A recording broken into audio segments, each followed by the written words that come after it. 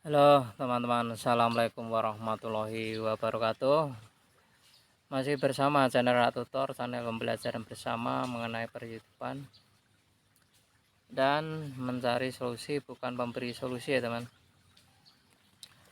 Oke, sehat selalu dan yang sakit segera sembuh saat ini ya teman.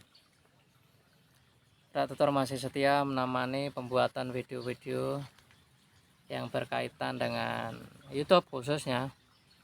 Tapi Tutor selalu mengatakan bahwa tidak hanya soal per-YouTubean, tapi fenomena-fenomena kehidupan, baik itu berupa motivasi, berupa sebuah ide gagasan hidup yang diterapkan kepada konten kita.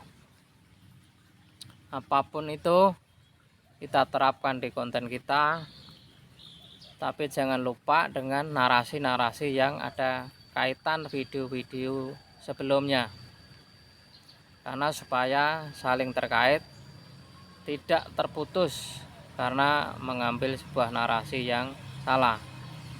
Oke teman, saya ingin mulai berbincang atau mengangkat tema atau menghadirkan sebuah tema yang bahasanya mengenai kita ini sebenarnya sadar apa tidak sadar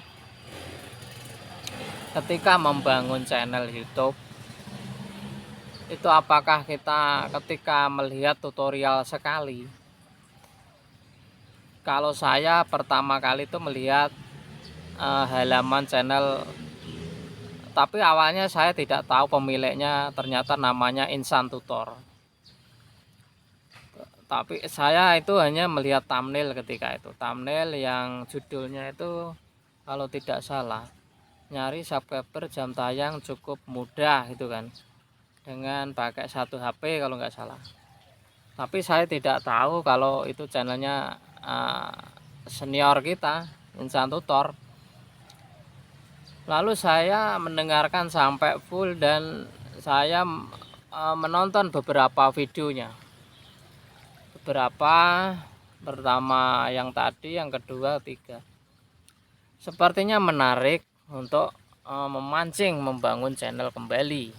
Karena saya sebelumnya punya channel, tapi saya tidak memahami untuk menambah subscriber jam tayang dengan cepat itu dengan cara-cara pakai HP sendiri. Saya tidak paham ketika itu.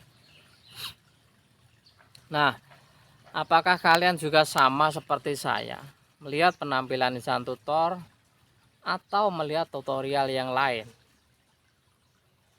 Nah, sadar tidak sadar, ketika membangun channel sudah ditentukan tema, judul, lalu kita merasa salah. Maksudnya salah itu bukan salah ya. Wah, ternyata setelah mengenal YouTube tidak mudah mencari subscriber 4000 jam tayang kan gitu. Tidak hanya semata-mata bikin email dulu, awal-awalnya kan wah, emailnya sendiri buat nyapkrep. Akhirnya ada gerakan membuat email 1000. Tujuannya mas, tujuannya untuk nyapkrep channel kita. Nah, itu juga salah teman.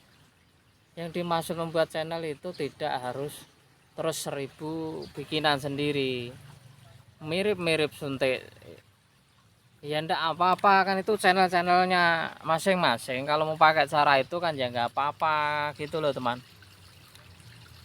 Ada gerakan membuat 10.000 email, nanti fungsinya untuk nyapret channel kita sendiri. Lah percuma teman, itu email-email kita sendiri, nggak untuk, ya nggak nyambung. Siapa yang nonton videonya tenggelam. Maksudnya berarti nggak boleh mas? Boleh, tapi hanya ketika ingin tambah-tambah lah. Misalkan kalau sudah mau darurat, misalnya kurang 5 subscriber, Ya udah buatkan aja 5 email. Nonton video besar dulu kayak ngoplos itu, lalu nonton 3 video, lalu itu udah 3 putaran lah banyak kayak gitu aja. Nah kalau gerakan buat email 1000 nanti supaya cepat monet, itu emailnya buatan, nanti komentari sendiri, nggak ada videonya.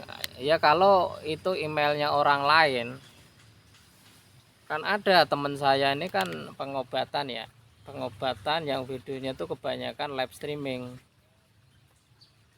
Ya ada videonya. Nah, yang komentar itu memang HP orang yang memang penikmat pengobatan, ya selalu nonton tapi tidak menjadi kreator. Nah itu bisa teman. Tapi kalau email-email buatan sendiri, nanti kita komen-komen sendiri. Nah ya bagaimana, karena mesin YouTube telah merekam berbagai, misalkan membuat emailnya dalam satu HP, nanti lama-lama terdeteksi rontok juga, dan akhirnya menyebabkan videonya menjadi tenggelam karena penonton alaminya itu tidak ada. Komentar alami yang dinilai YouTube itu adalah yang channel-channel yang sehat, yang bagus, yang trafficnya bagus, itu ya channel-channel di mana kolom komentar itu adalah orang, di situ ada interaksi dengan baik, saling bertanya, saling jawab, saling sapa menyapa, dan itu akunnya ya akun aktif yang dijalankan sekarang. Makanya kenapa kalau orang itu menonton video teman, komentar pakai video teman, itu harus pakai akun yang itunya, jangan pakai akun yang lain. Ini yang merusak itu ya kayak gitu. Kenapa harus pakai email lain? Nggak ada hubungan ngerusak traffic, justru malah ngerusak traffic teman kita, yang traffic temanmu channelmu sendiri. Ya kalau komentar nonton ya pakai akun aslinya, resminya. Misalkan Rea Tutor nonton channelmu, misalnya channelnya siapa, Mister Ndut misalkan, ya udah saya pakai channel Rea Tutor, jangan pakai email lain. Ini kebanyakan orang nggak paham, katanya kalau pakai email aku beda-beda gara-gara beda tema. Wah ini belajarnya dari mana coba? Ada orang pemikiran ya kalau dipakai sendiri nggak apa-apa, kalau ngajak teman-temannya, ngajak subscribernya, terus terkadang juga tutorial lagi, tutorial YouTube ngajak kayak gitu. Nah ini kan berbahaya teman. Belajarnya dari mana? Menonton selain tema itu harus pakai email lain, terus nggak pakai mau akun asli, nyakprep juga pakai akun lain, nggak pakai akun resmi. Itu belajarnya dari mana? Ya kalau kita belajarnya dari insan tutor, dari Bian ya ngapain, itu ilmu dari mana? Makanya jangan yang aneh-aneh gitu ya. Kadang banyak sekali kita ini berpikiran yang bukan-bukan itu, menurut kita sendiri, tapi tidak sesuai yang kita jalankan. Ngikutin orang-orang yang sudah sukses itu tidak masih menolak gitu loh. Ya alasannya, wah triknya nggak manjur, triknya salah, sesatnya, gara-gara itu ya akhirnya pakai cara sendiri. Timbul yang satu tema nggak mau nonton dengan akun lain, nyabrek akun lain. Nah ini makanya kita ini jadi lama berkembang ya gara orang-orang kayak gitu, nyapret bukan pakai channelnya yang resmi, pakai channel orang email lain. Gerakan 1000 email untuk nyapret, waduh kacau nih. Oke teman, sehat selalu, salam hemat untuk keluarga, berinteraksi komentar. Assalamualaikum warahmatullahi wabarakatuh.